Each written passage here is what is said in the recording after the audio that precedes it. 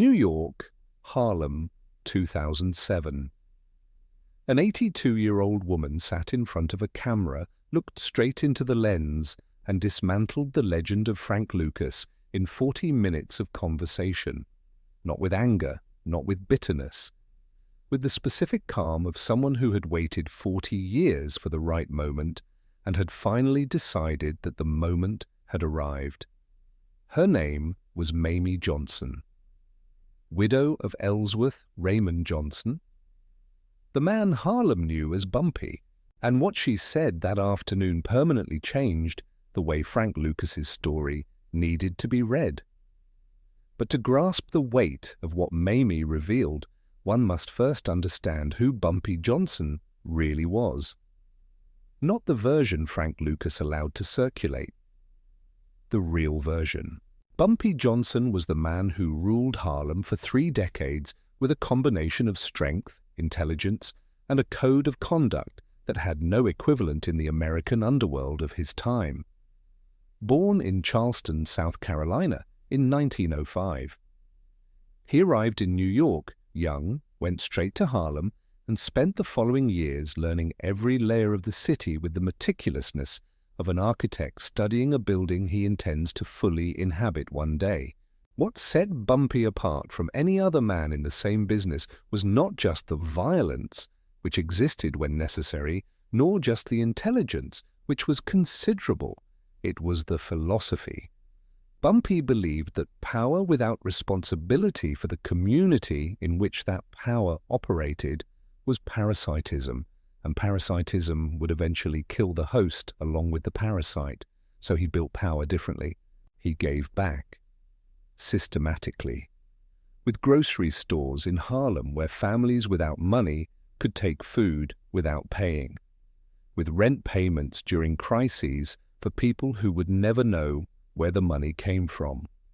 With protection for small black merchants against extortion from other criminal groups trying to expand their territory into Harlem. With a presence in the community that was not performative, it was structural. Harlem loved Bumpy Johnson the way communities love people who understand that power and protection are the same thing when exercised correctly.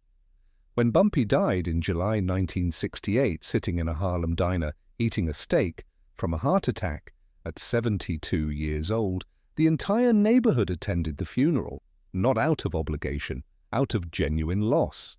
Mayme was left with the apartment, some savings, and 40 years of memories of a man who had been infinitely more complex than any public narrative could capture.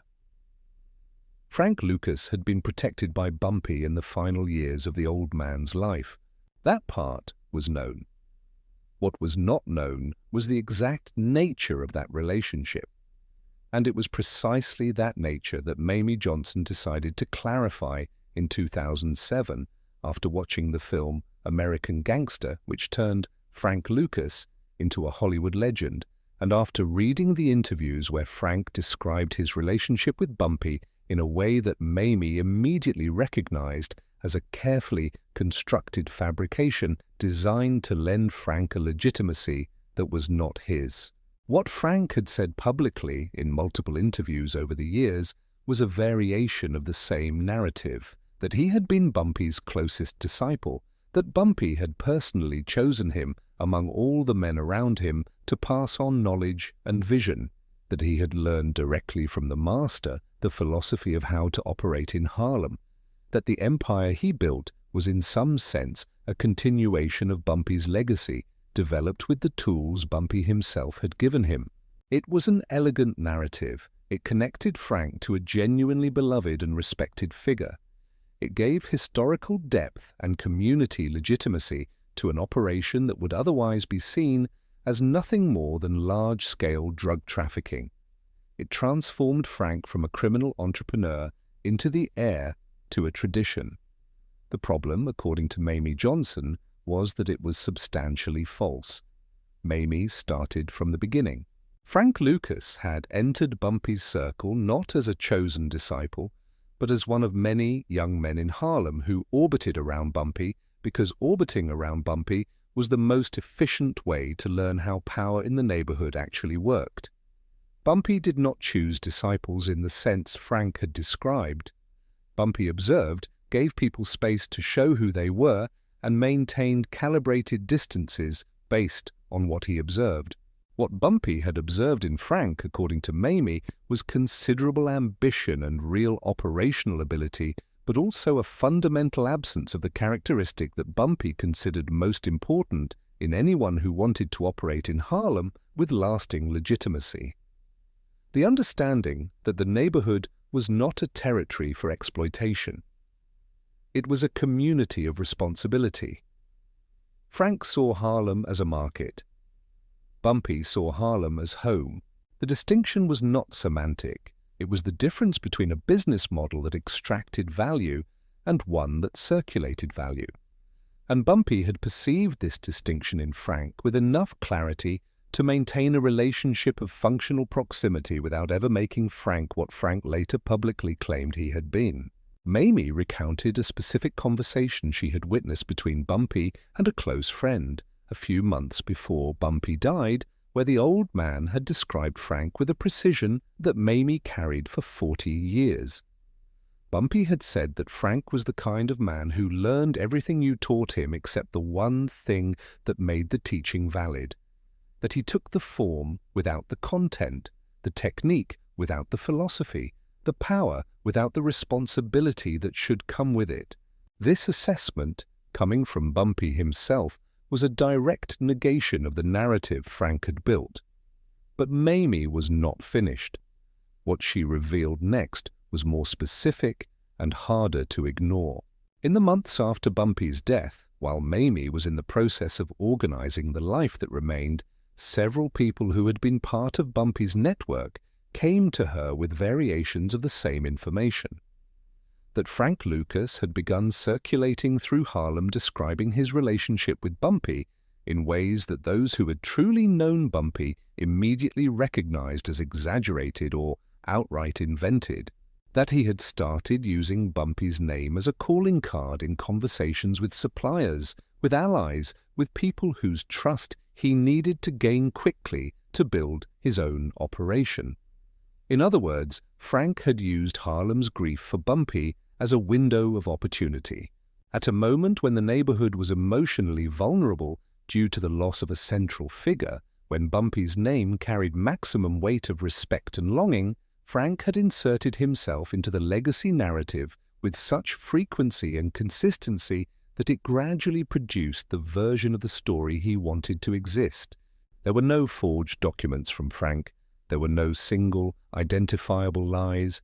It was something more sophisticated and harder to dismantle.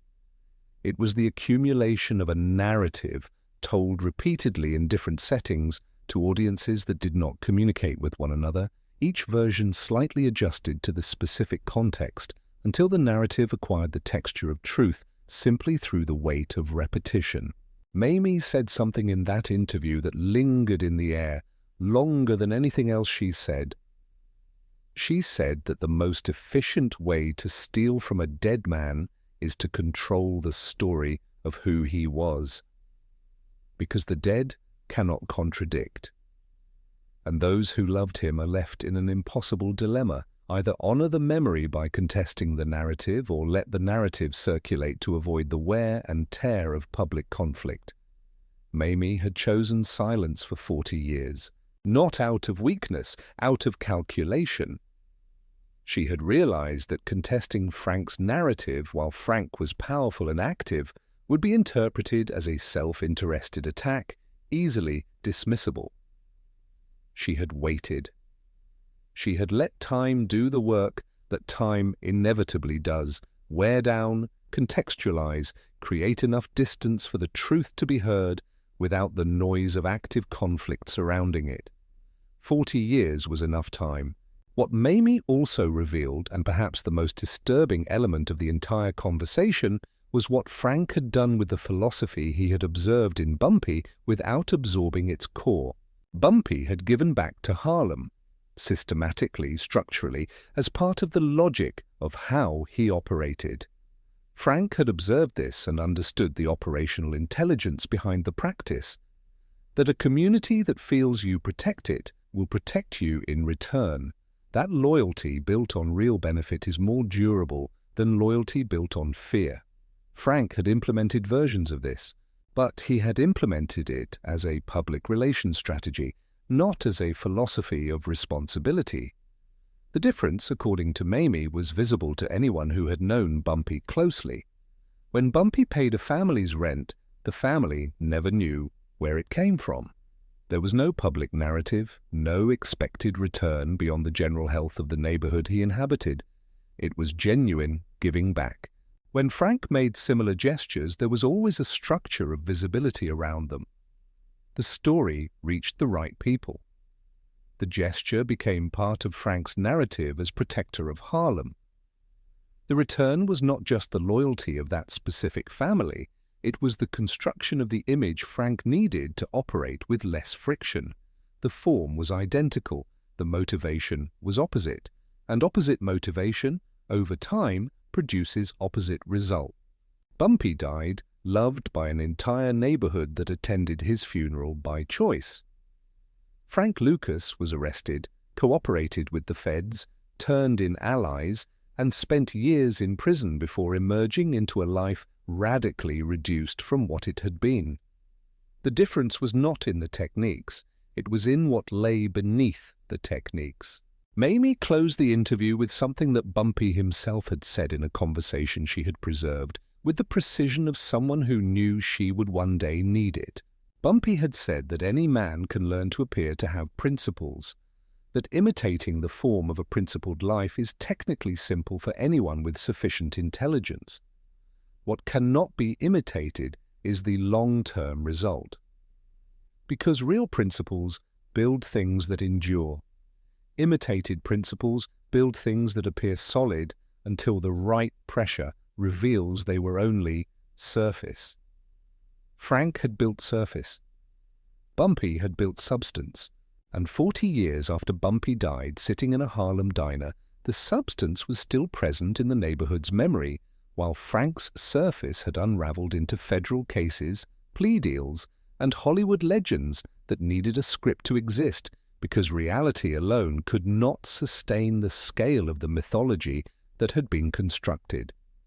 What Mayme Johnson did that afternoon in 2007 was not just correct a historical record. It was to demonstrate something about the nature of legitimacy that goes far beyond Frank Lucas and Bumpy Johnson. Real legitimacy does not need to be built on another man's reputation. It does not need to borrow the greatness of those who came before to have substance of its own. It does not need to fill the space left by a death with an inheritance narrative that the dead man never confirmed and never would confirm. Real legitimacy is what remains when time removes everything that was performance. Bumpy Johnson had no movies about him when he died, no national magazine interviews, no Hollywood narrative.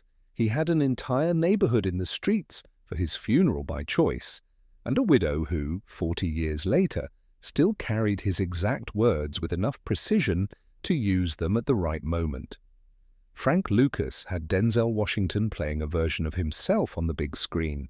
The distinction between the two legacies says everything that needs to be said about the difference between building something real and building something that merely appears real. Mayme Johnson turned off the camera that afternoon, returned to the apartment where she had lived with Bumpy, and never gave another interview on the subject.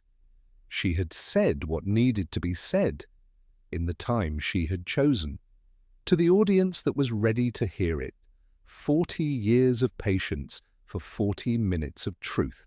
And those 40 minutes weighed more than everything that had been built in the 40 years prior around the name of a dead man who had never asked to be inherited by anyone.